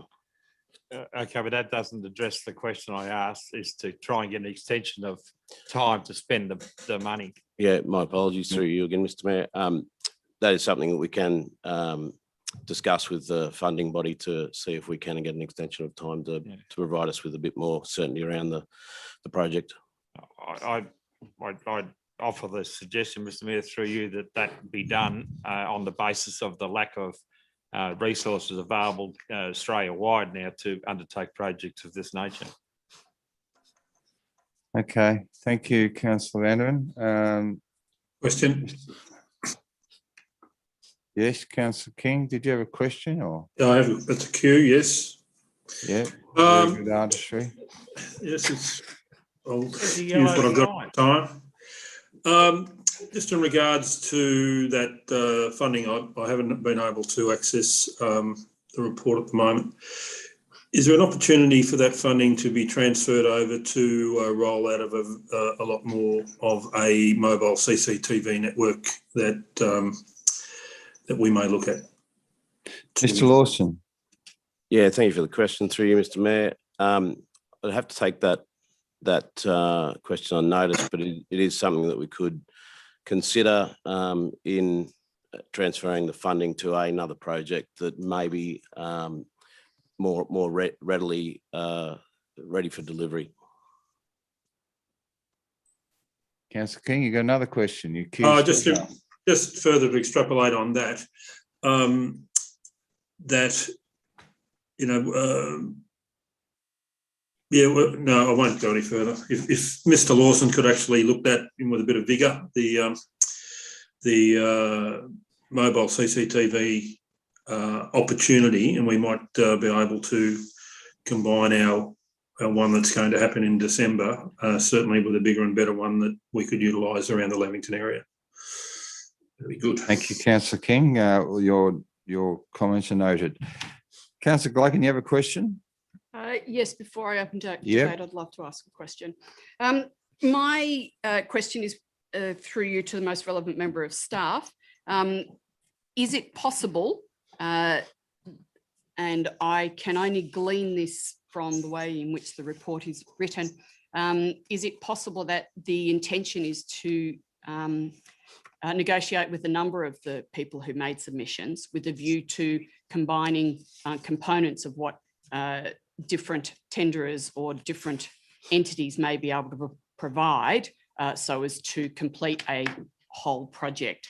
No entity was able to undertake the works in isolation, but as a combined group, they may be able to achieve the whole project. Is that the intention? Mr. Lawson? Yeah, thank you for the question through you, Mr. Mayor. That is certainly a possibility, and hence the reasoning behind going back out and negotiating with some of the parties. The ability for us to then potentially vary some minor elements of the contract scope or contract conditions itself is something that we could talk with the providers about to ensure that we can secure a suitably qualified contractor. Thank you. Just before we open debate, I have two more questions. Councillor Con, question? Through you to the relevant member of staff, please. It's my recollection late last year when we decided to put this project forward to the Australian Government's Local Roads and Community Infrastructure Program that program is quite broad and there were a number of other projects we could have put forward for this funding. Would those other projects still be eligible to be put forward under this fund to make use of the 430,000? Mr. Lawson? Yeah, thank you for the question through you, Mr. Mayor. Again, certainly that is an opportunity that we may be able to transfer the funding to another project that is ready to be delivered. And that is something we would need to discuss with the funding body to ensure that they are comfortable with that. Comfortable. Councillor Doxey, question. Thank you, Mr. Mayor. Again to Mr. Lawson, whilst there's been some discussion already in relation to the possibility of transferring probably some of the funding, it is linked to CCTV, is that correct? So thank you for the question through you. Sorry, I might have misunderstood the question. The alternative project is linked to CCTV funding, is that what you're saying? Is the current funding locked into CCTV only? No, it is one of the projects that as a council we decided, or I think yourselves decided to undertake as part of the LRCI funding. Yeah, thank you. I've always supported CCTV, but if we can't get a move on with this one, I certainly support Councillor Con in looking at an alternative use. You know, have a project in the top drawer ready to go immediately, and I might encourage you to think about the extension of Dean Street East, and we get some coverage into that National Service Park where the drunks happen to hang out all the time. Thank you. Thank you, Councillor Doxey. Okay, no further questions. Oh, another coming up there, Councillor King. Yeah, just a procedural matter. So if Councillor Vanderven's asked a question in regards to extension of funding for this, and I've raised the question of using the mobile CCTV camera as an alternative. How does that fit with the motion that the CEO enters into negotiations with any person regarding the permanency of the CCTV at Lavington? Are we running in parallel with that? Are we getting questions back, in a month or two? Meanwhile, the CEO's talking to other people about some permanency. I'm wondering how the meeting sits. My understanding is we're voting on this motion to do with CCTV cameras in Lavington. If this is unsuccessful, then the suggestions that have been made in the chamber tonight could be considered. But at the end of that, we need the two parts. We've asked Mr. Lawson to consider contacting the funding authority to see if we can get an extension to negotiate a tender for this particular project. If that should not succeed and we can't get a tender, there's another option that we consider other priority projects that are on that list. So unless mobile cameras are on that list, then I think we're just moving on with this particular motion right in front of us tonight. Is that Mr. Zackney, that's how you say it? That's correct, Mr. Mayor. We're dealing with the motion or the motion before us. Thank you. Councillor Gleichen, open debate. Thank you. Thank you. I'm not sure what I'm debating now because we've discussed so many other variations and alternative and options. So in essence, noting that we have not been able to secure tenderers for this project, the project that we have agreed at council is very important for our community, and we wanted to hasten the introduction of this work out in the Lavington North Aubry area. So it's important that we follow through with this for our community because that's what we've told them we're going to do. I think the suggestion of could we request an extension for the funding is a good suggestion, but not just yet. And the suggestion of using this funding as has been granted to us for other options, ones that were on the list that we chose the CCTV cameras over to achieve this outcome for our community is a good suggestion, but not just yet. I believe that we should be, as is suggested in the report, asking our staff to attempt to negotiate with the people in our community that have the skills and ability to be able to undertake this project work. If a group or a consortium can be achieved to be able to undertake this work to achieve the outcome and also the expenditure of the grant funding as well within the timelines, then that is the best outcome we could achieve. And so I think we should follow through with this report, with the recommendation tonight. We will get much better value for money and a greater coverage if we use the proposed fixed systems and the fixed cameras in the location as has been designed. Mobile cameras is another story and another opportunity for us, and some investigative work is being undertaken. It would be rather naive of us to think that, given the deadline that we have to achieve with the funding, that we could suddenly cobble together another opportunity to do another body of work. This body of work has been progressed. It is simply the tail end that we need to achieve, that tail end being getting the work physically done. All of the investigative work has been undertaken, so it's just getting the final tenderers to undertake the work. And we're talking about a number of months within which this work needs to be achieved. So I believe this is what we should be doing, and I am supporting this recommendation tonight, and I encourage councillors to do so. Noting, of course, that if the CEO is unable to gather a group of people together, he would, of course, be coming back to us and saying we need to find an alternative solution. One of those solutions may well be requesting an extension. Another may well be looking at one of the other projects that was on the list that we could have selected, or indeed looking at mobile CCTV cameras. However, I think at the moment we need to be moving this. Thank you very much. Thank you, Councillor Gleichen. Speaker against, Councillor Con. Thank you, Mr. Mayor. Look, I think we're considering these options in the wrong order, and I'll explain what I mean. Firstly, I'm sure other councillors might be keen to point out that I opposed this project initially, and I still do. I think it's an awful lot of money to spend on improving the community's perception of safety without actually improving their safety. But that's not why I'm opposing the motion tonight.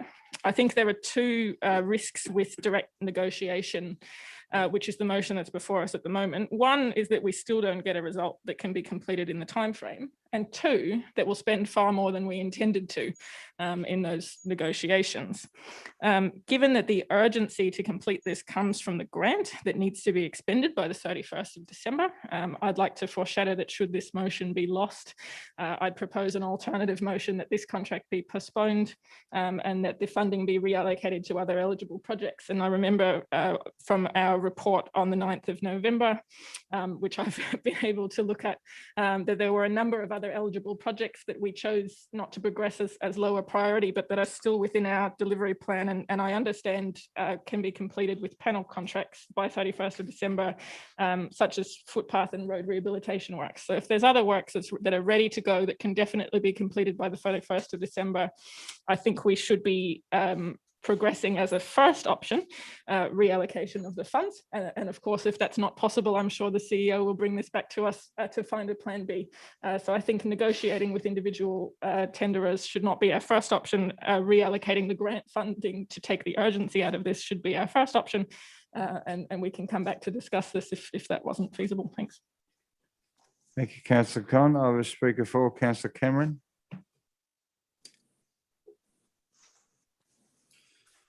This program this project is to do with public safety for the people of Lamington and North Aubry. It is highly subjective, and it is only one person's opinion that it deals with the perception of safety and not the reality of safety. We should make every effort to deliver this project, which we were promised and previously determined to do, and we promised the people of North Aubry and Lamington we would do. And any deviation from it is simply opportunistic politics from its detractors. I urge people to vote for the councillors to vote for this motion. Thank you. Thank you, Councillor Cameron. There are no further speakers for or against. Councillor Blacken? Councillor Mack, I'm speaking against it. Well, you're not showing us anything. Now, That's your a big little end hand- there. That's better. Thank you. Proximity of the camera is great. Thank you, Councillor good. King. All right. Speaking against. Look, I'm speaking against it. I think that the fact that we didn't get one tenderer out of the 30 odd that downloaded the thing, and not one tender that was even double our budget, triple our budget, quadruple our budget, is worrying. I echo the points of Councillor Con. I don't think we're going to get value for money of what we're budgeting this thing for. But also I want to reiterate the mobile CCTV network that was mooted to the council and a motion. That's still not up yet. That's 2 years old, and that's a camera on a trailer to tow it out there and get it going. So despite the fact that we've got hardware to put up and other things to, we've got legislation, we've got all those sort of things, and there's no way in the wide world this is going to happen before the end of the year. So I agree that either the funding gets reallocated and we relook at it, or, as I said previously, that the money gets diverted and put through into some mobile CCTV cameras, which, like the border issues that we have in the last week, if we all drove over to Wodonga, we'd probably see 30 of them spread up and down the border, instantaneously recording things, sending it back to a central data point, people sitting there watching them like they do in Aubry in regards to Dean Street and the CBD. So that's your other alternative if you were serious about doing it. Thank you. Thank you, Councillor King. Are there any other further speakers for or against? I have none. Okay, happy to close, Councillor Glocken. Thank you, Mr. Mayor, and through you to close debate. This is not the first time that this council has needed to utilise a number of suppliers to complete a project. This is not the first time. It's not unusual. I'm not sure which council meetings some of us weren't at, but this is not unusual. Going back to a group of tenderers, it's a known method to ensure that we can complete what we need to do. It's permissible in the New South Wales local government legislation. It is permissible. The New South Wales Police have clearly indicated to us that the CCTV footage that they are able to utilise from the Aubry CBD has been a positive contributor to their work and has helped to assist keep Aubry and our community safer. So I just want to put all of that to bed. I think this is a good way forward for our staff to work with suppliers to ensure that we can complete this program. We've got great funding towards this. We need suppliers who can work together to complete it. And I have no doubt that should it prove unsuccessful, the negotiations with these tenderers, then the CEO will come back to us and report to us. The CEO is very mindful of the fact that we have a finite period of time to spend this money. They also, our staff, know that there are a number of opportunities that they can take should we not be able to achieve this. So I don't see what the problem is. I think it's a great opportunity to get it done. This is what we as council have agreed we're going to do, and that is what we have told our community we're going to do. And the people of Lavington are expecting us to do this. They want that same enhanced security that the people that they have when they walk down Dean Street.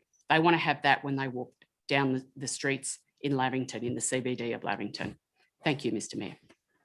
Thank you, Councillor Glocken. Happy to put the motion. Those in favour? Those against? The motion is carried. Can't see that N. Is that for, Councillor King? Or That's against? an N. Well, your N is not showing up on the screen. Sorry, Well, when I Go spoke further before, I to said your I'm left if speaking you want to against, end to be up on the screen. I cannot do any more. And I Okay, said I was thank you. speaking against the motion before when I spoke. Did you hear that? Thank you. So you put your sign up when we said who's speaking for, you put your sign up. So you're speaking, you're No, I saying didn't. you're I said voting I'm speaking against. Against. Thank you. Against. We'll accept that you voted against. The motion is carried. Thank you, councillor King. Okay, 13.8 Aubrey City Corporate Risk Plan Annual Review. Councillor Vanderman. Thank you, Mr Mayor. I'll move the recommendation of the motion that council endorses the annual review of Aubrey City's corporate risk plan. Thank you, councillor Thurley. Second the motion, Mr Mayor.